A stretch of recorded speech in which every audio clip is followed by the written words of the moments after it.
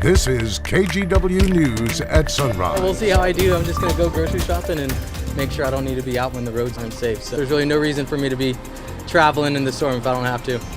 That's right. If you need extra supplies, get them now. Coming up this morning, we hear from people who hit the grocery store line before Friday's storm and from power companies planning for possible outages. Yeah, and if we get that ice we're expecting, could be a headache on the ground for sure. Could also be a pretty big mess for people as they fly out for the holiday weekend. Our Devin Haskins is live at PDX this morning with more on how the airport and airlines are getting ready for this winter storm we've been tracking. Speaking of winter, it officially starts later this afternoon, Portland time. Good morning. Happy Wednesday. Tons to cover weather-wise today. 118, I think, this afternoon. Does that sound about right? 148, I think it is. Oh. Wow. Yeah. Then 118 doesn't sound right, does it? Thank you, Brenda Braxton. The second you feel the east winds start to pick up this afternoon, that's when winter begins. How's that? All right, winter storm watch has been posted. This came out yesterday. This is for tomorrow afternoon into Friday afternoon for this bright color, which includes up and down I-5, parts of the coast, but not in the Newport area. We also have, starting tonight through Friday, wind chill advisories for the Dalles out into the Columbia Basin, this light blue color down into parts of Central Oregon. This is for wind chill factors with gusty east winds that will make it feel like it's 0 to as cold as 20 degrees below zero. So that's going to be a big part of our story for you folks out in the Columbia Basin and Central Oregon as well. So more on all of that coming up. Now today's just chilly and completely dry. Right now cloudy, 38 degrees. Most of the metro is in fact holding above freezing. We're going to be pretty steady around 40 today. I like our chances of getting some sun.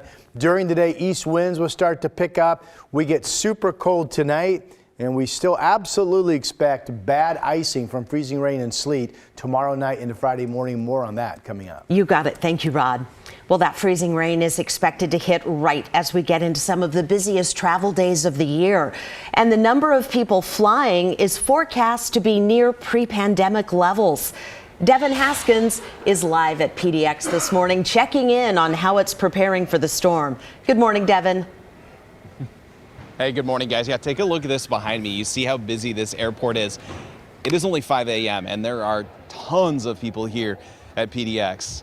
And that's because over the next 2 weeks, nearly 600,000 travelers are expected to make their way through PDX through the final 2 weeks of the year.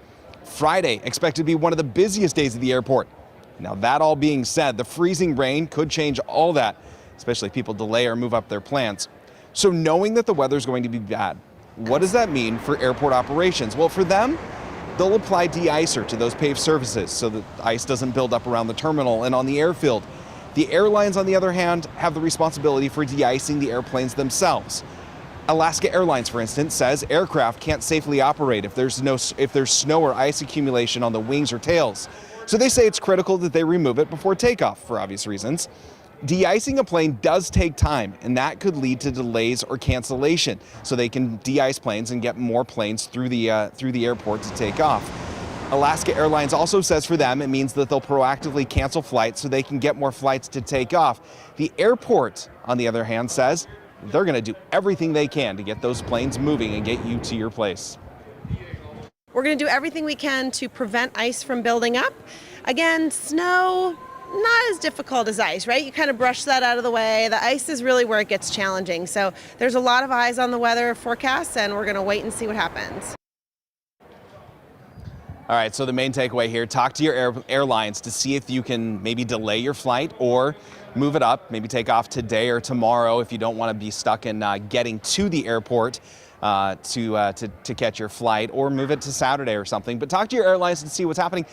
And the ever important advice that we all know and we've all heard, check with your airline before even leaving your house to see if there's any issues. Looking at the big board right now, there are no delays or There are no delays. There are 2 cancellations though, 2 flights leaving from here to head up to Vancouver, Canada. One at 6 a.m. and one a little later in the morning in like the 10 o'clock hour as well. So again, check your flight status before coming to the airport. Yeah, For now, we'll send it back to you guys. Good advice, Devin. Keeping tabs on things at the airport. Thank you. So that winter weather we're expecting to head our way during one of the busiest travel times really of the year. And state crews in Oregon and Washington say the salt and de-icer trucks are ready to go treat the roads. Even so, they're asking you not drive if you don't have to. But if you do, take caution. Be well prepared before you head out. Anybody who's planning holiday travels over the coming holiday weekend needs to plan ahead. And that means know where you're going, know what your travel route looks like, check the trip check cameras to know where your destination looks like, and allow extra travel time. Okay, right now it's a pretty good time to start thinking about what you need to put together in terms of extra supplies, maybe an emergency kit just in case you get stuck or if you're going to back up. Maybe think about things like a car charger for your phone, a blanket, first aid kit, plenty of bottled water and snacks. Another good thing to think about having on hand, an ice scraper, a flashlight, extra batteries, and it doesn't hurt to have something that helps you with traction like sand, salt, or cat litter in case you get stuck. And keep in mind, in some areas, you have to carry chains or at the very least have traction tires. You know, the other big issue with an ice storm like this is power outages. The ice weighs down trees and power lines, causing them to topple, potentially leaving thousands of people with no electricity. KGW's Alma McCarty reached out to local utility companies to see how they're preparing now to then respond later. Rainy conditions will take a turn later this week as the temperature drops. So many chose to stock up now with plans to hibernate until the predicted snow and ice come and go. There's tons of people. The lines are so long and lots of shelves are becoming empty. Shirley Hand and Patricia Jacobs say they're ready after a trip to Fred Meyer. I'm making tamales for the long haul. So we'll have some good food to eat. I'm just going to stand on my balcony on the 5th floor and look out at it and go, boy, I'm glad I'm not out there. I have some power banks for my phone and, just extra things to make sure everything is charged. Javier Noriega moved from Southern California last year. We'll see how I do. I'm just going to go grocery shopping and make sure I don't need to be out when the roads aren't safe. So there's really no reason for me to be traveling in the storm if I don't have to. Power companies like Portland General Electric and Pacific Power appreciate the personal preparation as their crews plan for ice and wind. The utilities do work all year round to maintain power lines, but they've readied supplies specifically for this storm, both inside the operations centers and out with trucks and equipment. Usually these kind of storms don't hit every place all at once. So once we know exactly where things are happening and to what extent, we're better able to coordinate those, personnel and equipment getting to the right place where they're needed to help get things back. Tom Gaunt with Pacific Power said they expect scattered outages, but nothing as serious as a couple years back in February 2021. Although the holiday season is in full swing, he wants customers to know they've got staff positioned to handle the impacts of the storm. That being said, multiple outages often compound each other, and it could take a while to get the lights back on. We still have the personnel, but it's not limitless, and neither's the equipment. So you have to do a really good job of triaging that. We have to concentrate on what will bring the most power back to the most customers as quickly and as safely as possible. Alma McCarty, KGW News. Starting at 8 o'clock tonight, 4 warming shelters will open in Multnomah County. Both the county and the city of Portland declared a state of emergency yesterday to free up the resources to respond to this incoming storm. The shelters will stay open as long as conditions are severe. Officials tell us no one will be turned away. Homeless service providers are already working overtime to get warm clothing, blankets, and tents to people living on the streets. Outreach teams will also be going around the city looking for people in need and will offer to drive them to shelters.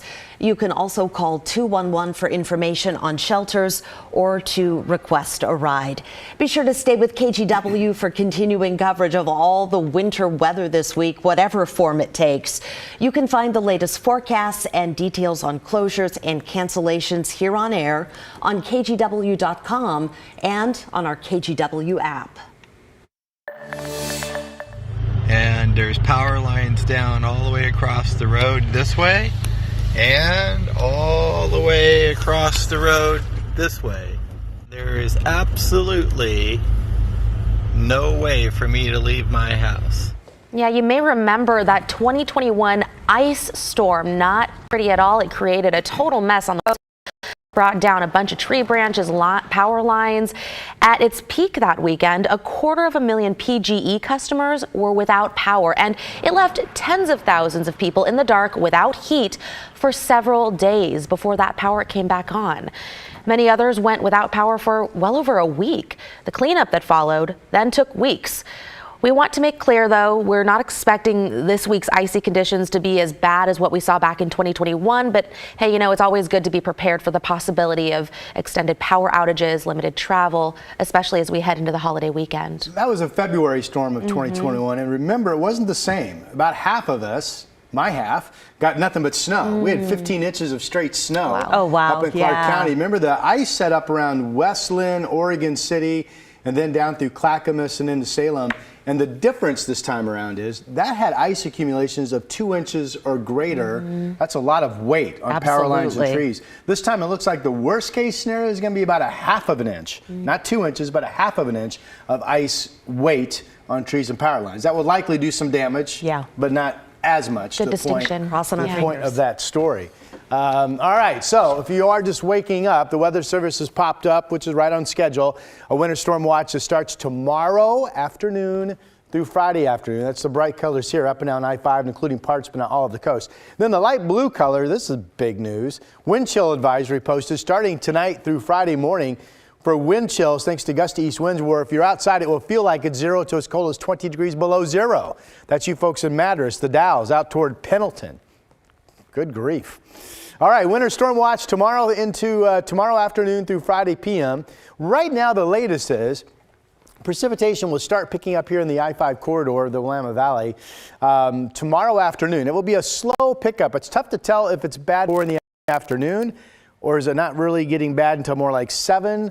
That's kind of tough to tell. It could start off as snow, potentially in some spots, and actually give us a dusting before it all changes to rain, freezing rain and sleet. It will be straight ice Thursday overnight into Friday morning. That's when I think we're going to get most of our icing of a good 1/4 inch, maybe a little bit more, on power lines and trees and surfaces. Friday morning travel will be downright nearly impossible.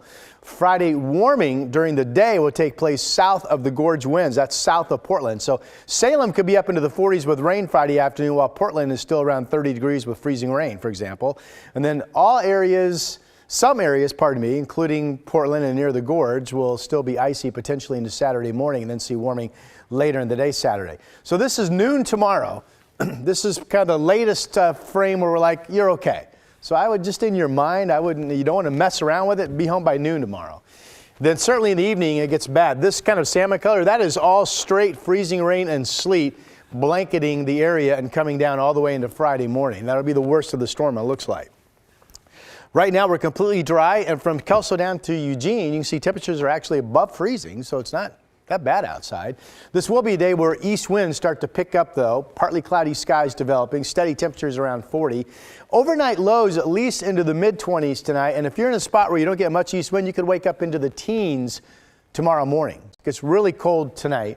Tomorrow look at this. We're in the 20s all day tomorrow. We're in the 20s Thursday night with freezing rain and sleet. We're in the 20s mostly during the day Friday in Portland while Salem warms up. Then Saturday afternoon we warm up, and the Christmas day still looks to be sunny and 50 with Santa going, ha ha ha. Oh, I'm sorry. He's supposed to be going ho ho ho, but he might be laughing at us. We'll be back in a moment.